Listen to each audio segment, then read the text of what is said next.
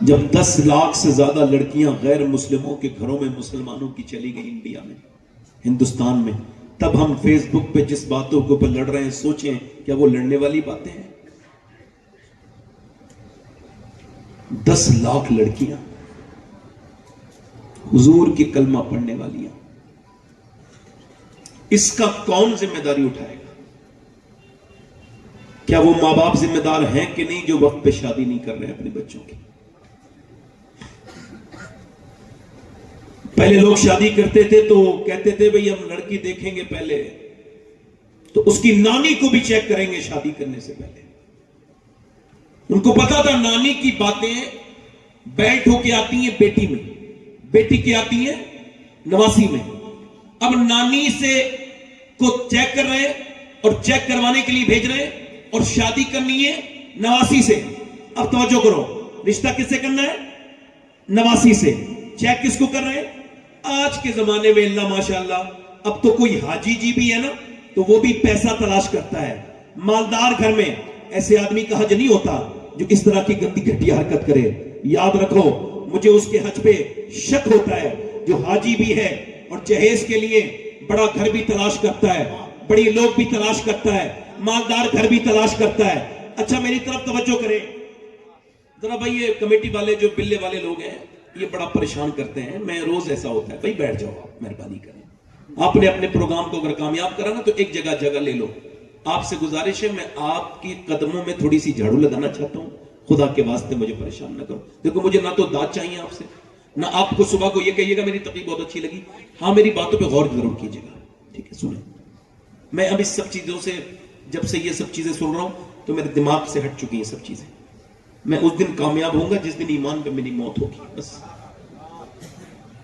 بس اس دن کے لیے میں یاد کرتا رہتا ہوں اس بات کو۔ نہ سفر میں سکون ہے، نہ سوتے وقت سکون ہے کہ یار میرے اوپر موت کھڑی ہے اور میں اتنا بے پرواہ ہوں۔ سوچئے ذرا، وہ حاجی مجھے حاجی نہیں لگتا جو امیر کی لڑکی تلاش کرے۔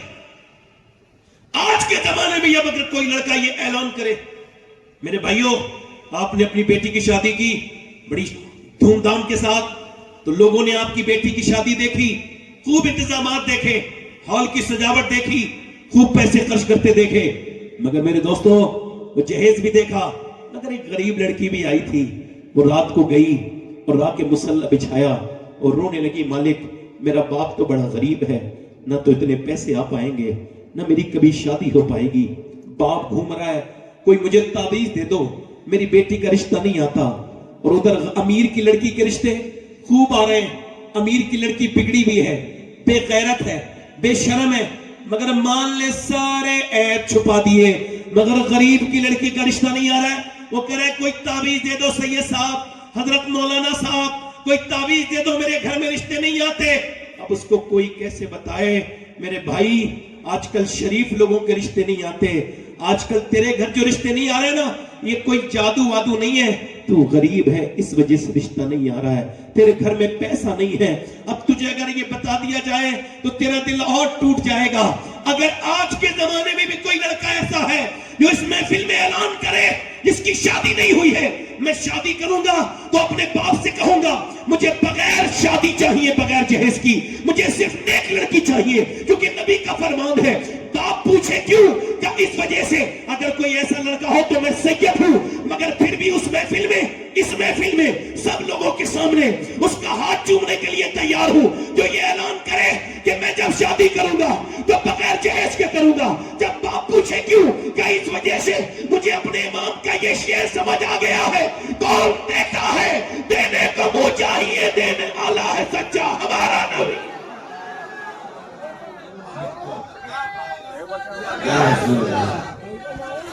اب پہلے کیا دیکھتے تھے؟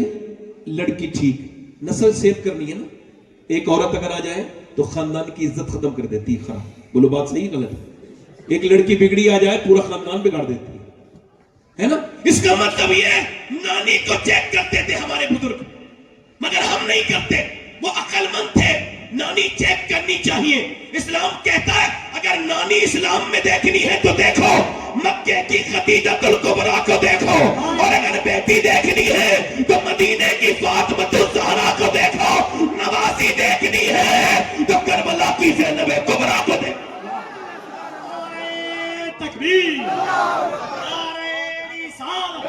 عظمت اہل بیت مصطفیٰ پہلے سنت پیغام مصطفیٰ.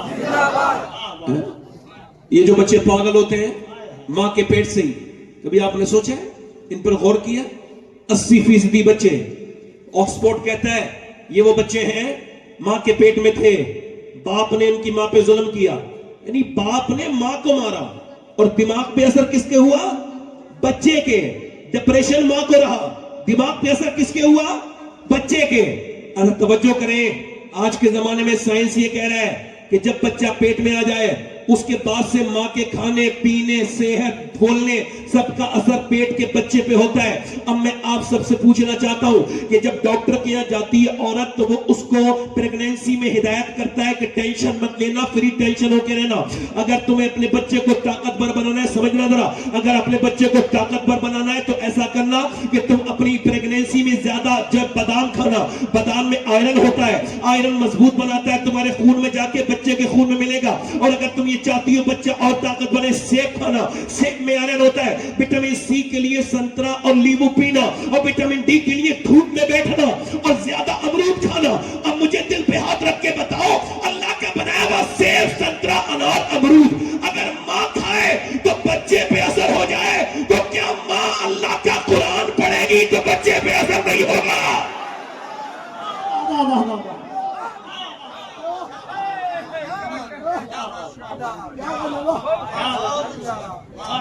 امام اعظم ابو حنیفہ کی نسل کا ایک بچہ پانی پت میں پیدا ہوا. قرآن تو آپ نے چھوڑ دیا نا. میاں کے تعویذ پہ بھروسہ ہے، اللہ کے قرآن سے محبت نہیں.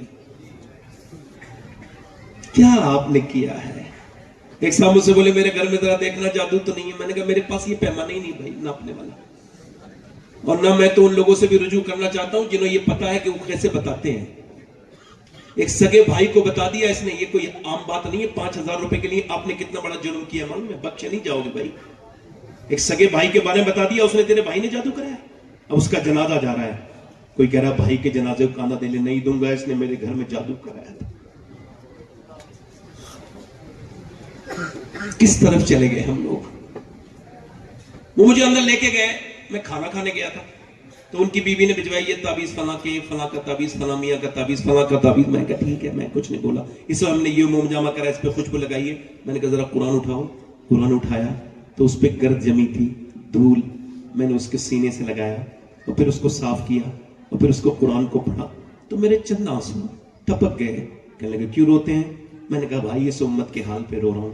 مطلب کیا ہے؟ میں کہا جس گھر میں میاں کے دیے ہوئے تعویذ کی اتنی عزت ہو اور اللہ کے کلام پہ دھول جمی ہو، وہاں بربادی نہیں ہوگی تو کیا آبادی ہوگی؟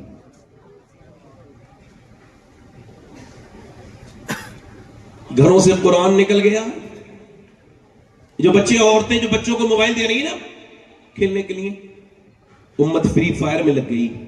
آپ دیکھو میرے نوجوانوں کو لت لگ گئی، جیسے نشیڑی ہوتے ہیں نا، نشے کی طرح عادت موبائل کی لگ گئی. یہ جو کھڑے ہو کے پیشاب کرتے ہیں ان کی ماؤں سے پوچھو جب یہ پیٹ میں تھے تو ان کی ماؤں نے فلمیں دیکھی تھی، گانے دیکھے تھے کہ نہیں دیکھے تھے؟ پوچھو جا کے، غور کرو، میری طرف توجہ کرو. یہ جو لڑکے اگر یہی حال رہا نا میرے بھائیوں تو اگلے 10 سال میں ہر گھر میں ایک پاگل ہوگا جسے موبائل نے پاگل کر دیا ہوگا. یہ کیسا موبائل ہے کہ تم نہ آپس میں بات کرو نہ دوستوں سے بات کرو، موبائل میں مل کے بھی موبائل میں لگے رہتے ہو. صرف فیس بک، انسٹاگرام، اتنی خراب چیزیں ہیں، یہ بہت خراب ہے. تمہاری وقت بھی خراب کر رہے ہیں، تمہارے ایمان پہ بھی حملہ کر رہے ہیں. اور لوگوں، پانی پت میں ایک بچہ امام اعظم ابو حنیفہ کی نسل کا پیدا ہوا، رونے لگا. پیدا ہوتے ہی 1 مہینے لگاتار رویا، علاج سے ٹھیک نہیں ہوا، حکیموں کو دکھایا. 1 مہینے کے بعد بابا حضرت فخر الدین بہاؤالدین زکریا ملتانی کے داماد گزر کے نکلے. ادھر سے نکل کے گزر کے جا رہے تھے. مریدوں سے کہا یہ بچہ رو نہیں رہا ہے، اللہ کا ذکر کر رہا ہے. لوگوں نے کہا حضور کیسے؟ کہا دکھاتا ہوں. پہنچے، کوئی ہے؟ گھر میں سے باپ آیا.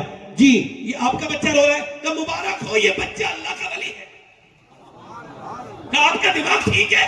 نہ خود سویا ہے نہ سونے دیا ہے اور آپ اس کو ولی کہہ رہے ہیں. کہنے لگے میری گود میں لائیں. اسے کچھ نہ کہیں، گود میں لا کے دیا. بچے کو جب گود میں دیا، ایک کان میں کچھ پڑا، دوسرے میں. بچہ خاموش. کہنے لگے صاحب آپ نے کیا پڑھ کے اس کے دم کر دیا؟ بڑی بڑی دوائیوں سے ٹھیک نہیں ہوا. کہنے لگے پہلے یہ بتائیں کہ اس کی ماں کیا قرآن کی حافظ ہے؟ کہا تو سنو، جب یہ اپنی ماں کے پیٹ میں تھا نا تو اس کی ماں نے اٹھتے بیٹھتے چلتے پھرتے کھاتے پیتے اتنا قرآن پڑھا، بیٹے کو ماں کے پیٹ میں عادت پڑ گئی قرآن کی، اس کی روح کی غذا قرآن کی تلاوت بن گئی. جب بچہ پیدا ہوا ماں جچگی میں چلی گئی، قرآن اس نے پڑھا نہیں، تم اس کو دوائیاں کھلا رہے تھے، اس کو بھوک تھی قرآن سننے کی. میں نے ایک کان میں ایک آیت سنائی، دوسری میں دوسری آیت پڑھی، بچہ خاموش ہو گیا. اس بچے کا نام شرف الدین بو علی شاہ قلندر پانی پتی ہے.